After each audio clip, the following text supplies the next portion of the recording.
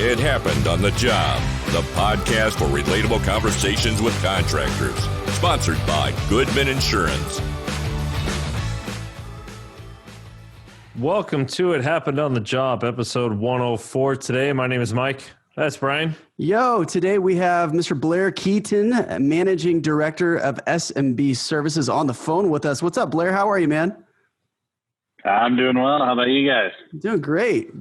Give us before we jump into that first question, I actually want to know where you're at. Where are you guys located? Yeah, so I'm actually here in Amarillo, Texas. So it's West Texas, up in the Panhandle. Not much around here, unfortunately, but wind. Stop me if you heard this one. Did you get there by morning? Is that a thing? Is that a couple times? Brian's looking at me dumbfounded. Yeah, Mike used to live over there. I have no idea what he's talking about. He doesn't know who George Strait is either. So.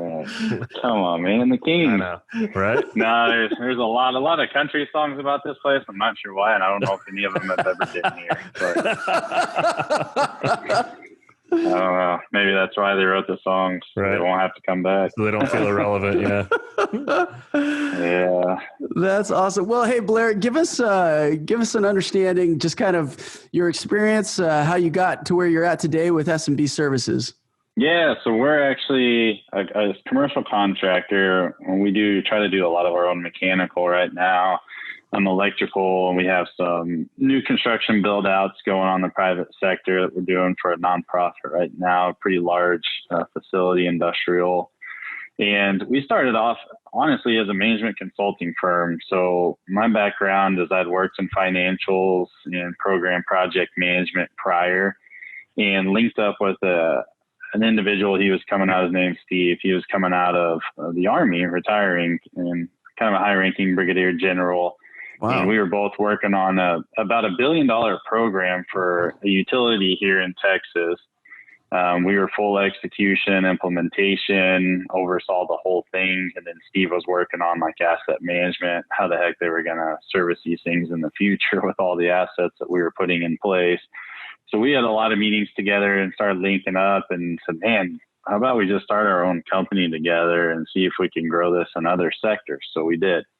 And really how we got into the construction side of things was the DOE has a facility here where they do a lot of maintenance on our bombs and stockpiles and stuff like that. Well, they contacted us and said, hey, we heard you did a lot of good work for XL Energy, the utility here. Would you guys be interested in coming out here and having a discussion with us? So I did that. They asked us if we would actually do the construction, and told them, well, we really don't have like a bonding program. We understand how to do all the construction. And they started helping us get to where we could do that. And then really we were just growing from there into doing, commercial stuff. We've worked for VAs across America now.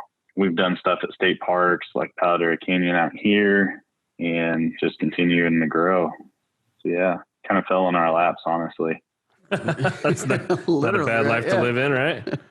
So what? Yeah. So we still have the management consulting side of it, but we also do construction as well now. So from a construction side, what are you guys performing? What is your scope there? So we, like right now, we're bidding on a big mechanical project. We have a master plumber who works for us. We've partnered with the master electrician, so doing some of the electricals and stuff like that. And then we do cathodic protection, just really the stuff that's more technical than everyday, just normal construction. That's what we really like to do, like projects that make us think a little bit more. Keep you on your toes. Yeah.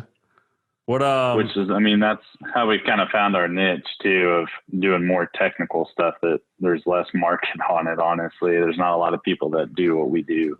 Not a lot of competition. Was that as a result of your initial meetings with the DOE, or where did that affinity for the more technical side of things come into play? Yeah, I think it's both of those. I think the DOE helps, and I think being a small business helped, and having the capabilities to do that usually only a large business would. So A lot of government contracts and stuff like that, they like to put out to small businesses or service disabled veteran businesses or whatever that may be. So, and I saw you guys are a services disabled veterans owned company, right? We are. Is that through Steve? Yes, sir. Yeah. Yes, we are. That is through Steve. That's Yeah, amazing. he had That's 35 years in the military, so Jeez. thankful for his service on that. Yeah. Tell him thanks from us too. That's awesome. Yeah, that's huge. Yeah, my father was in the Yeah, military well. for quite a long time. Not 35 years, I think about half that, but still commander in the Navy as a fighter pilot. So I grew up as a fighter pilot's kid, and I have much respect for those that are serving in the military. So yeah, like Mike said, you can thank him for us, please. Yeah, we'll do. Yeah. So where do you guys find yourself? I think you said you guys were doing work for the VA all over the country. Is that is most of your other work out there in West Texas? Yeah, so like on the private side, we have some here, and then all of our public sector, like the VA in St. Louis, one in Murfreesboro, Tennessee, the VA in San Antonio. Currently, all those have ongoing projects, and then the DOE here. So yeah, we're kind of diversifying out right now. That's for sure. So from the mechanical side, are you guys? Do you find yourselves more doing, I guess, updates and refurbishments, or are you guys doing a lot of new construction? A little bit of both. So, like on the public sector side, it's more maintenance, updating, going through different really high level technical areas where it's pain to get into. You have to go through like multiple security gates. You really only get to work like 3 or 4 hours a day once you go through all that stuff. Oh. So it's kind of time consuming. Yeah, you have to have the right mindset to be able to do it as well. I mean, we all have that can-do attitude. I want to get it done and do it the right way, but it's just a little bit slower there. And on the public sector or the private sector, yeah, we've got a project going on right now that we've done piping work on and getting it ready to build the building actually, so we can hook everything up. It'd be fun. Now, are you guys self-performing a lot of that work, or is a lot of that subbed out? I know some of those trades are obviously more technical, but how does that play out with your base, with your employee base? So a lot of it we've done internally. We try to do as much as we can internally. On that project, we're kind of mixing our resources with another local contractor, just so we don't get tied up and only at one location and be able to flex them out to other places when we need to. So having being a small business, I mean, we're really limited on our resources right now, where we do have good partnerships in place, and we've been able to leverage that. So that's helped us out quite a bit. They trust us. We trust them. Most of their guys were actually trained by our master plumber that works for us. So Okay. Organically, it works out. They all know them. It seems like they're just an extension off of our core group ourselves. So, And so from an employee kind of a different standpoint, model. yeah, no, but I mean, it works out great for you guys, right? Yeah. I mean, you're kind of maintaining those relationships and kind of utilizing. Yeah, exactly. Yeah. Yeah. Basically trying to keep our overhead organic to our own growth and not having to just hire guys, let them go, that type of thing. We Right. want to retain our talent. Usually we just find really senior guys that have done it for a long time. They really help out on the technical stuff and then oversight, attention to detail that, some of the younger resources might not have developed yet. So that's generally the way we've gone. That's what I was just going to ask you, because what you guys are doing is pretty technical, right? It's not swinging a hammer or digging a hole. I mean, so where have you found the most success in finding those guys that you're bringing on with the experience? Yeah, it's really just been a word of mouth. Just guys I've known, guys I've worked around or heard about, call them, say, hey, would you ever want to do this? And a lot of those guys just don't want to do the paperwork anymore. They'd rather just oversee the work, manage it, not have to do that side of it, where we have the management consulting background. So we're used to doing the paperwork. No big deal to us. So it's kind of a balancing act there. I'll spend more time in the office. I'll spend more time in the field, and it's worked out really well. I had good relationships with these guys. So, do you see that model changing at all if you're growing, or are you planning on growing at all? Yeah, I think we will change probably a little bit over time. We'll obviously always have the really, really senior guys, but getting guys that are kind of mid-level career, 30, 40s, late 30s, maybe somewhere in there that can take over for those guys as the older workforce, gets toward that retirement age, just so we're set up for longevity. Other than that, I mean, not really. We'll keep hiring the technical guys and going with the model that we have. Mm-hmm. Yeah. Do you find that and I ask this just because with all the contractors we talk to, there seems to be a split, right? Like a lot of guys like hiring somebody with no experience at all and training them their way. That way they don't have bad habits they have to train them out of or anything along those lines. And then there's also the side of it that says, no, we'd love a guy that has all the experience. So I guess being that you guys are in that the latter portion or that latter group, where do you find yourself having issues with guys with bad habits or having to correct some things or doing it, or have you guys been pretty good in that aspect? Yeah, we've been pretty fortunate. So whenever we talk to resources and start, framing it up in our minds if we want them, we kind of look at it from a psychology standpoint too. Having done the management consulting, we know what to look for, what not to look for. I mean, obviously when they're presented with certain situations on the job, that's when it really presents itself more than an interview or just getting to know these guys. But we look at their personalities, kind of know their trigger points, that type of stuff, and try to keep those relationships where they're not having to be in those stressful environments if not needed. And we'll take that on from a management standpoint because we see it. So we'll be able to ultimately take it on and understand how to get them through that portion of a project or resolution or issue, whatever it may be. So we've been pretty fortunate with that to be able to understand, what our guys are good at, what their trigger points are, stuff like that. So, well, it sounds like, because at first, when you first started your sentence, you said we've been pretty fortunate. And then in my mind, I think, oh, lucky. And then I realized, no, you're not lucky. No, you're not lucky. You've actually got a plan in place. Yeah. That's huge. Yeah. To treat people in there. And we will have tough conversations with them. Say, hey, that is not the way we do stuff. That's not our core values. That's not something we believe in or the right way to do it. And they're all pretty open to that. I think they understand that. So the way we explain to them is we want to be here for a long time, not just quick hit, make some money and then leave type of thing. So let's do it the right way, even if it takes more time, more money. Let's do it the right way. Right. And they all agree with that. And they're all pretty close perfectionists to what we are too. So that helps for sure. Yeah. Yeah, that makes sense. Are you involving when you're hiring on maybe even younger guys? I'm assuming you're involving these, like your master plumber, right? Like bringing him in on the decision making as well as going through all the personality tests and all that. Yeah, exactly. So some of the times it comes from them. They'll have a recommendation, say, hey, we've worked around this guy. He's looking to do something a little bit different. Yeah. I have that conversation. Well, do you trust them? What are their capabilities?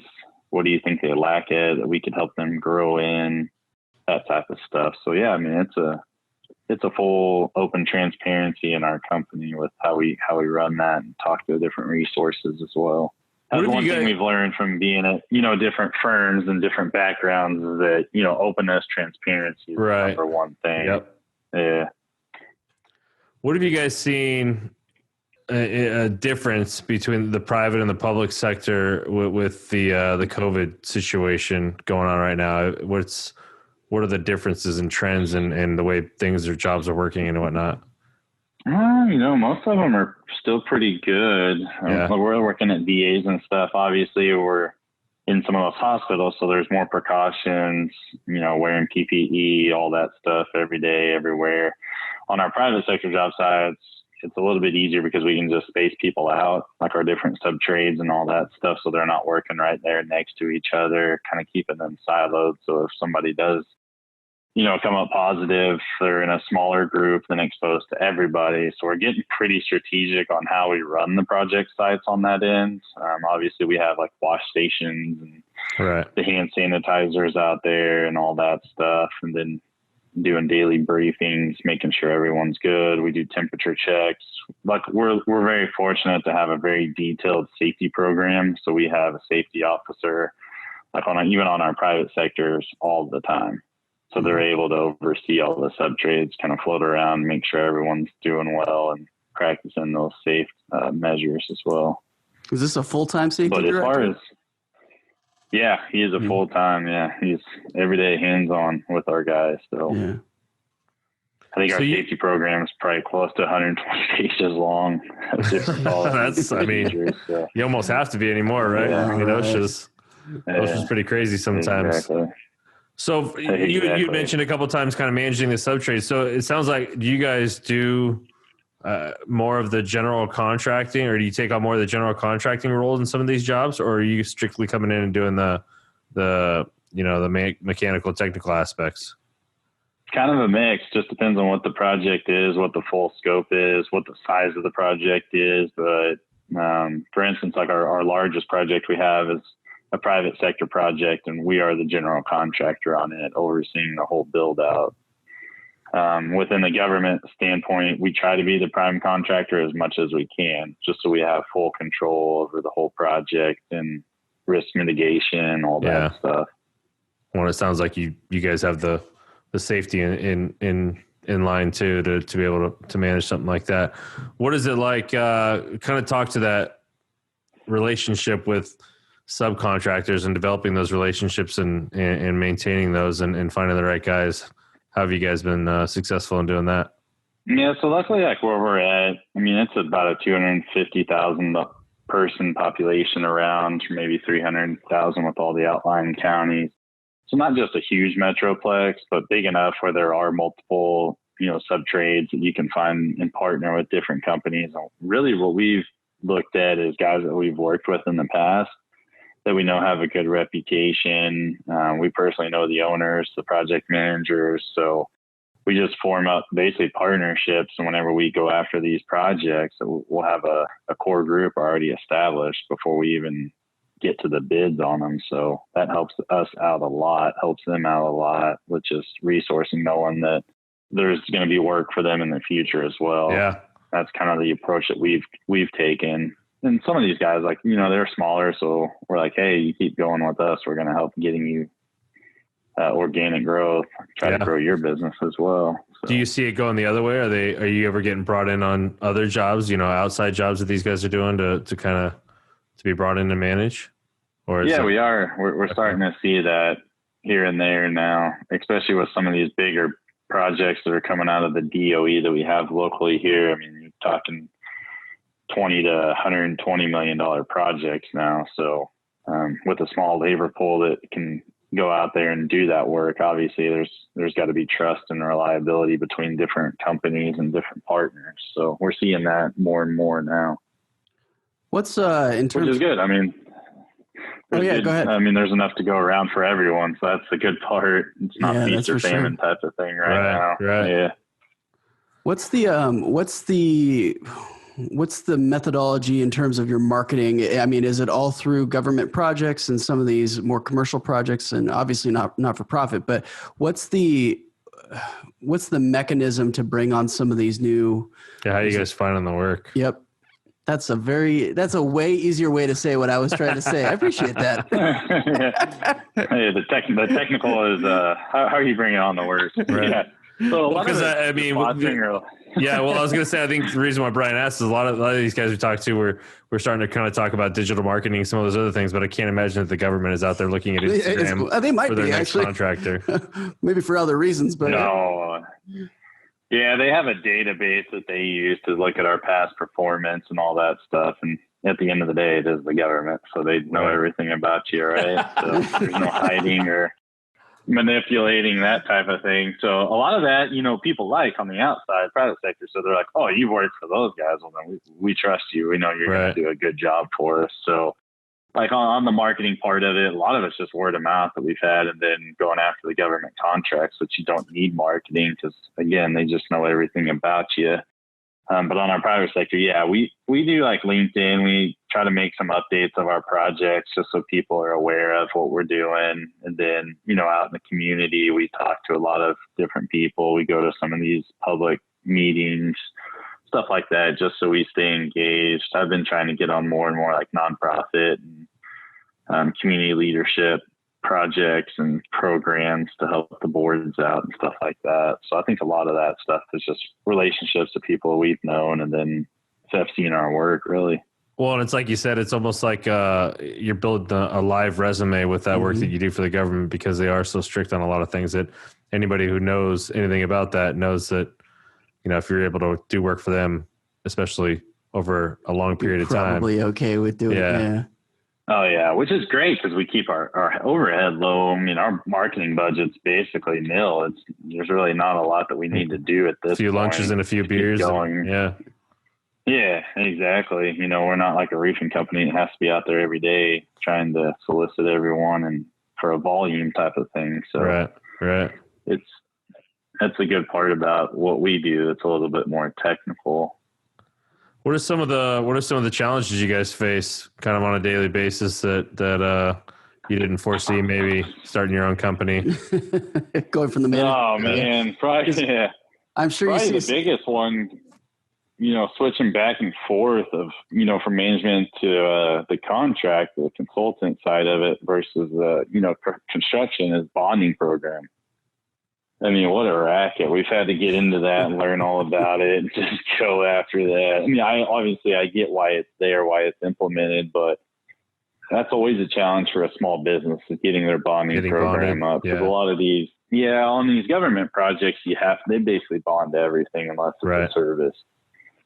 So it's been pretty hard for us to get that to where we want to go after, $10 to $20 million projects. So you got to have pretty decent capital in the bank to be able to get to that point. So strategically aligning our company to where we can get to that's been, a couple of year process. It's not just going to happen overnight unless you have someone that funds you or some relative that dies and leaves you a couple $1 million,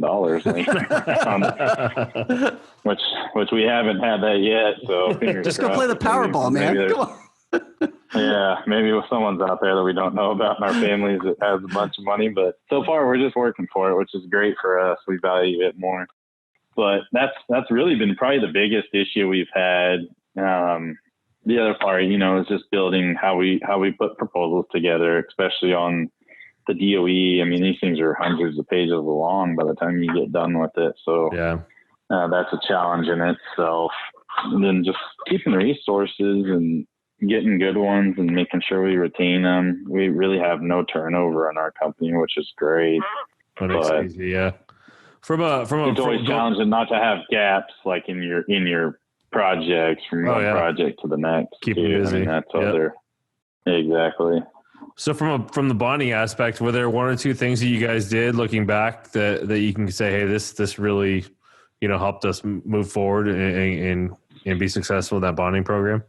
Yeah. So what we did actually was start looking at more service-based ones that didn't require the bonding to build our resume. Get your foot in the door there. That really helped.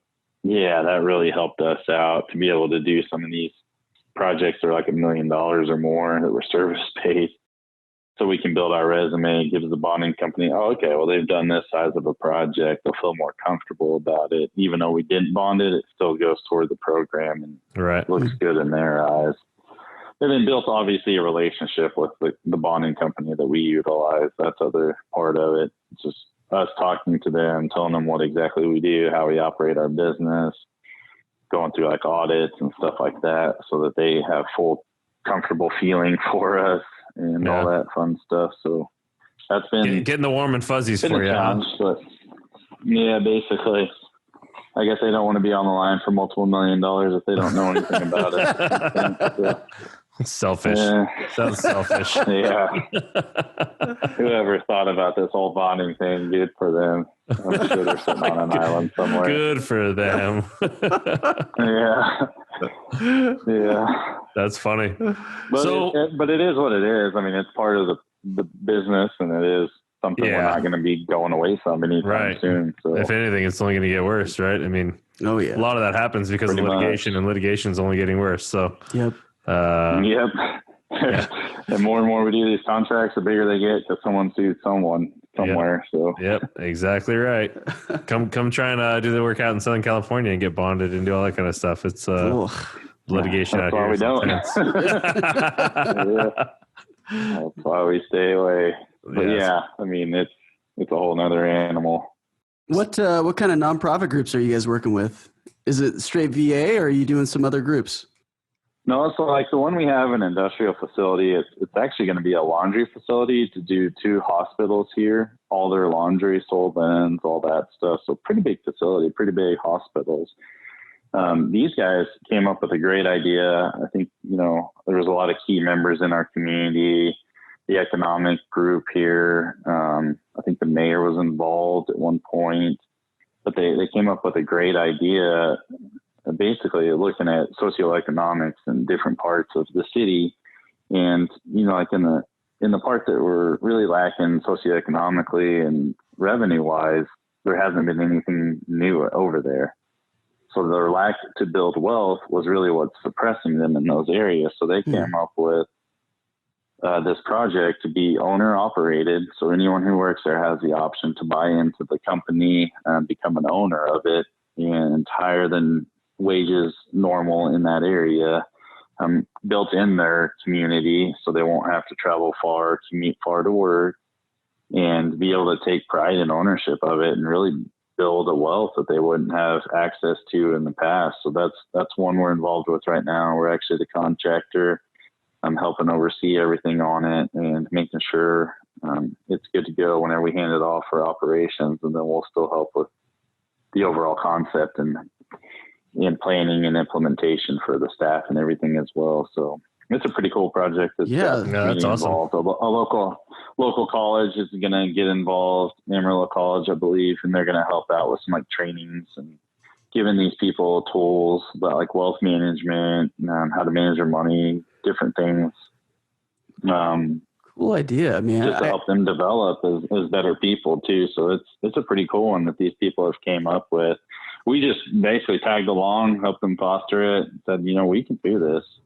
We'll help you get it all together and as much as we can on our end. So are you guys, great idea. Are you assisting on all fronts of the company in terms of like consultation and financial management and construction as well? Or where are you guys participating specifically?